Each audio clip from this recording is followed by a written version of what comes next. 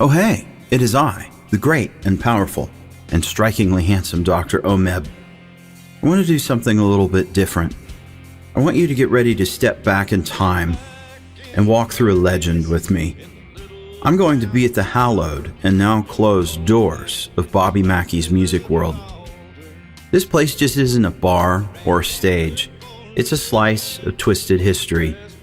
Slaughterhouse, speakeasy, casino, nightclub, and allegedly a portal to something much darker. From those rough frontier days into speakeasy nights with gangsters running the show.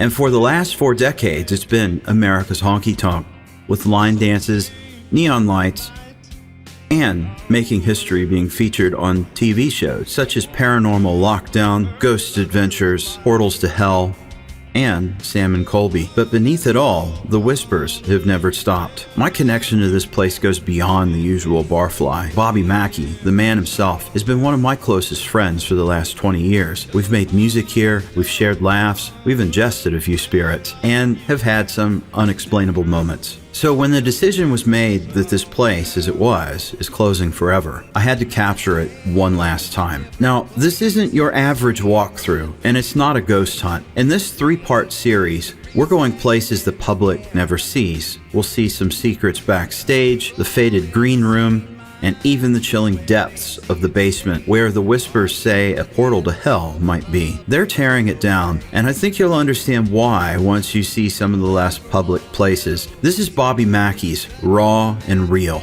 and its final chapter may just be the most haunting of them all.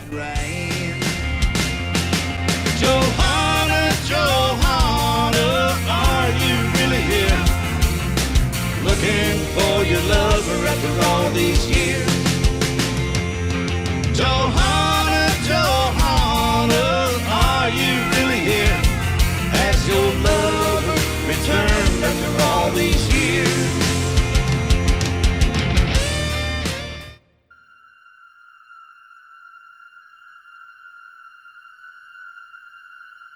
You could drive by 100 times and not really see Bobby Mackey's during the day. The empty parking lot, no lights, sitting there empty outside the industrial area of Newport, Kentucky. It's always been there, fixture in the landscape since I've been alive. That faded sign, a country music relic, butted up against the train tracks. And for Bobby, this wasn't just a bar he bought. Those tracks, he knows them well, sweating it out on the railroad as a young man, right back there behind the building.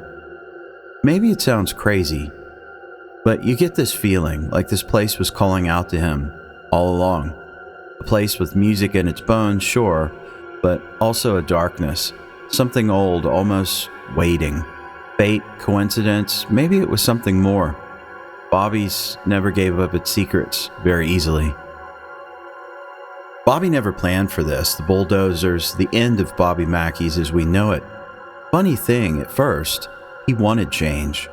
Fresh start, a new building on that far stretch of the parking lot. He even started to break ground and got things moving. But then, well, let's just say this place had a mind of its own. The spot they had picked for the new Mackeys in 1978, as work began, the earth practically screamed back, a massive crack splitting the lot wide open like a warning. The whole project stalled. I'm not saying it was a ghost with a grudge, but this building, it just doesn't want to be replaced. Maybe it was fighting back. Maybe it'll fight back again.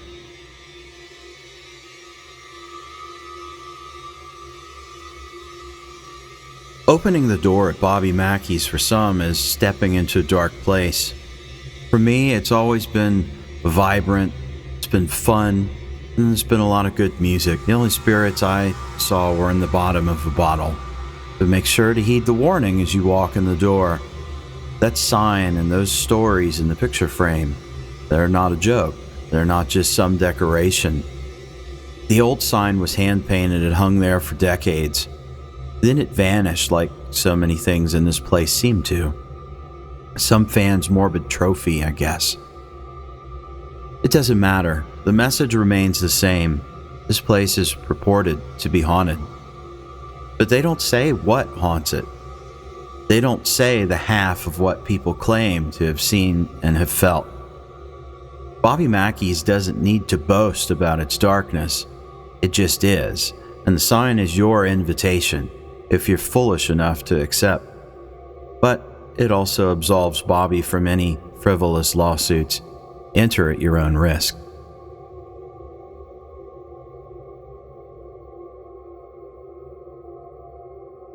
Crossing that threshold, it hits you deep in the gut, a wrongness that you just can't quite name. The floor tilts, throwing you off, and for a second, you're not sure if it's just the building. Something here shifts the balance and pulls at you. The air seems to thicken, clinging to your skin. Old wood, the lingering smell of Carl's cigarettes, stale beer, and something underneath. A musty chill seems to be part of the history. The dimness isn't cozy, it's hungry. The shadows don't just flicker, they pulse like a lurking heartbeat. Your senses are on edge, but it's more than that. It's almost like a tickling at your neck, a whisper that maybe you're not just unsteady, maybe you're unwelcome. Bobby's doesn't just invite you in, it tests you. This stage, it's seen a lot more than spilled beer and line dancers. Bobby Mackey has been standing on those boards since 1978, belting out those Honky Tonk anthems. But he's not the only one. Legends such as George Jones and Merle Haggard, their voices echoed here too. This place truly was a spot for real country grit. Think about that. The laughs, the sweat, the bull riding, the heartbreak songs echoing off these walls. That energy just doesn't fade away. Of course, there's other energy too. The kind that Bobby didn't ask for. You know, the ghost stuff as he calls it. Like he says, I didn't start it, but I couldn't stop it. Maybe that's the key to Bobby Mackey's. Maybe it's the shadows that drew them in, but it's the music that made them stay. Remember the urban cowboy days? Rhinestones, line dances, and the whole country gone pop thing. Well, a lot of that flash might have been Hollywood, but at the heart of it, Mackey's was the opposite. Bobby saw all that, but you wouldn't catch him in rhinestones. This stage was always about the real stuff, the honky tonk heartbreakers, the songs with dust and grit in their veins. The mechanical bull brought some people in for sure, but what made them stay wasn't some trend. It was Bobby, stubborn as hell, keeping the music honest, even as the world around him got shinier. This place has always had its own rhythm. It's always been a little wilder and wilder, and a little darker. Urban cowboy may have just been some fashion statement, but Bobby's was an echo of something raw and timeless. See, Bobby Mackey's, it's like an anchor holding the boat of country music in place through a changing tide. A reminder that some things are meant to be the way it was, just like the music itself.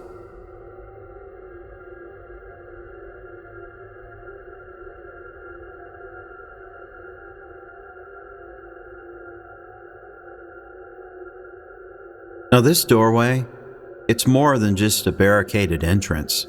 It's a relic from a whole other life before Bobby Mackey's. Back in those wild Prohibition days, this place wasn't about line dances, it was a full-on casino. Mobsters were running the tables, booze was being smuggled in from the Licking River. You can almost hear the clinking chips, the low murmurs of the deals done in the shadows. They say Buck Brady grown to stake here. Makes you wonder what those old beams have to say, the fortunes that were won and lost, maybe even a little bloodshed. Those days are gone, but you can't help but sense the echoes in the old walls. An undercurrent of danger and a thrill that goes beyond just the ghost stories. Now as we start to round the corner, we take one last look in the main hall before we turn to go into the green room. This is that old sanctuary where Bobby could escape from the roar of the stage and catch his breath between sets. Me too, back in the day. We definitely saw a lot of spirits in this room, but those bottles are long empty. But hey, What happens in the green room stays in the green room, mostly. History seeps from these walls, more than just the spilled drinks and the old music. Deals, double crosses, fortunes won and lost, the kind of stuff that leaves a mark, even if you don't believe in ghosts. Used to be, this wasn't about chilling out. This is where the casino money flowed, and the night's take piled up. We've even got Buck Brady's old safe back here locked up tight. It makes you wonder what's inside, doesn't it? And there's a little nook above us in the ceiling.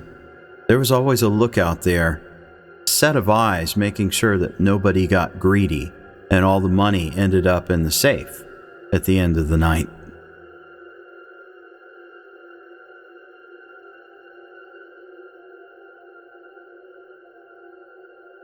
There's some names here on the wall of people that sat in these seats. You might even recognize this one. This little side room across from the bar and just up from the green room. This is the merchandise area. It's where you could buy your snacks, you could buy t-shirts, buy Bobby's CDs. It's also where all the ghost tours would start from. Moving back to this wall, we have a memorial to Carl Lawson. Carl was Bobby's caretaker and the man who supposedly was possessed in the apartment upstairs. Here in this memorial, we've got a pair of Carl's glasses. You can see Carl's Bibles. Carl was a good man, but he was definitely haunted by his own demons. Here we've got a lot of throwback vintage merchandise from Bobby, some old records.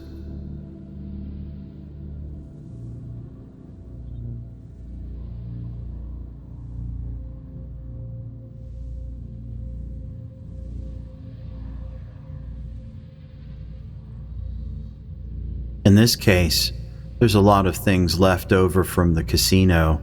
The Primrose, the Flamingo, these bingo cards, some of the original poker chips, and some menus from the Latin Quarter.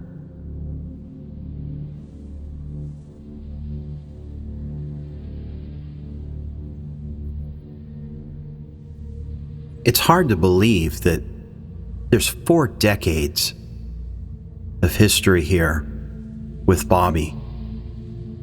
But if you think about the entire picture, there's over a century of history, supposedly an entire marble floor underneath this floor, hiding its original identity from back during the days of Prohibition.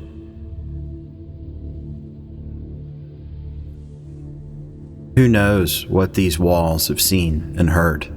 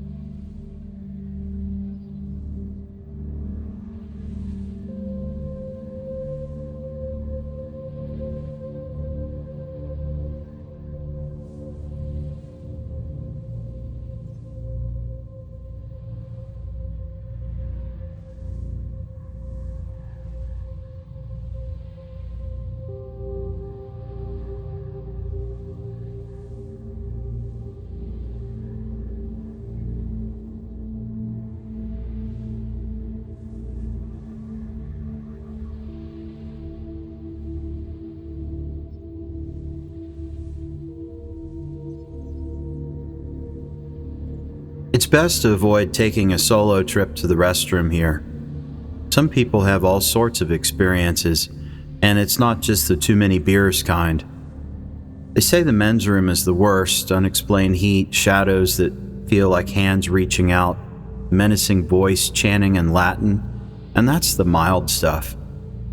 The Ghost Adventures crew captured some wild stuff here too. One guy even claims he was straight up thrown across the room. Another says the mirrors feel weird, wrong, like something's looking back at you besides your own reflection. Bobby himself, he mostly shrugs it off with a grin, but even he admits some spots in this place the energy shifts. And those bathrooms definitely qualify.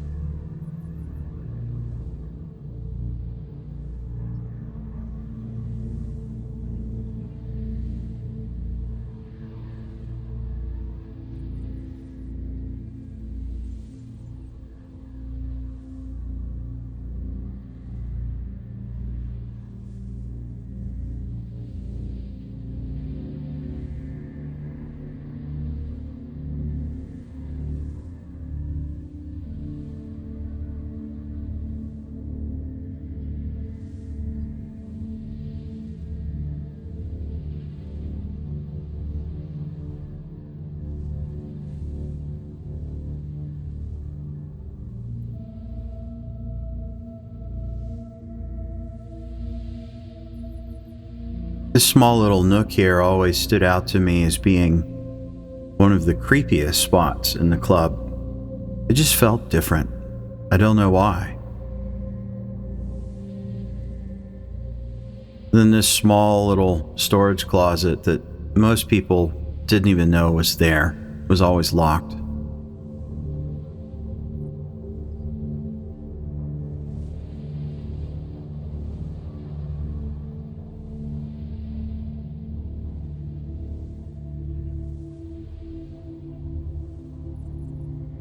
Karaoke booth, manned by so many DJs over the years. Almost doesn't seem right seeing this room empty. Many nights I sang karaoke from this very spot.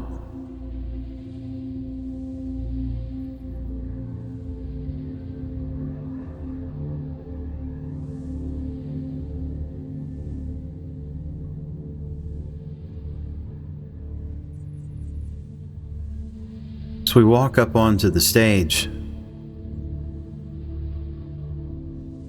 Doesn't seem as big as it appears to be from the floor. The band's really crammed up here. Here's Bobby's guitar still sitting on the stage. It's funny, I actually ordered this guitar for Bobby. And all this old hidden artwork, seems crazy to think that it's really over and this chapter is closed. But hey, all good things, right? Doesn't mean you forget. Doesn't mean the energy in the stories, that wild, stubborn heart of Bobby Mackey's isn't still out there beating somewhere in the ether. From right here behind this mic where Bobby sang his heart out. The view just isn't the same. Used to be, it was a sea of faces, the roar of the crowd, hitting you like a wave. Stomping boots shaking the whole floor during those line dances. Laughter, shouts, cheers, and the strum of a good night.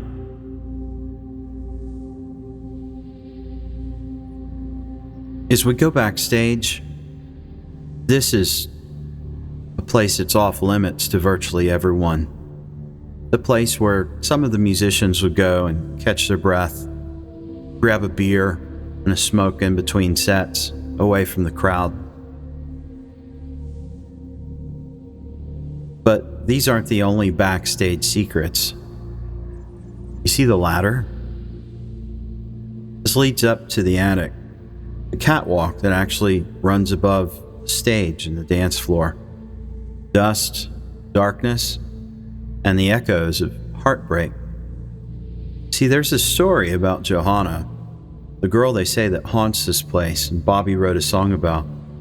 Supposedly, she left a message up here, scratched into the walls. It's actually lyrics from a song called I Tell You Never. It's a song about love and despair. Did Johanna write it in those last dark hours before she committed suicide? Or is it just another drawing left by ghost hunters, trying to add another piece of the puzzle to understand what happened here? We're not climbing all the way up to find out tonight. Some mysteries are better left in the shadows, and it's a reminder that the lines tend to blur here between ghost story and the real pain that bleeds into a place like Bobby Mackey's.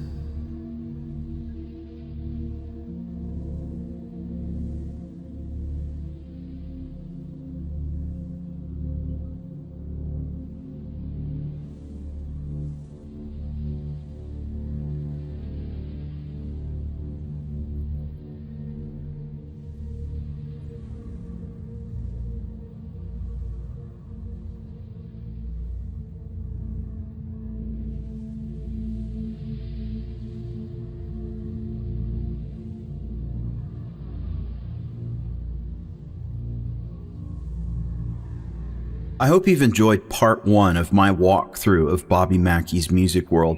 Make sure you hit like and subscribe to make sure you get the notification for next week's episode, when we'll be walking through Carl's apartment, a place that the public doesn't get to see anymore. Thanks for watching, and I'll see you again soon.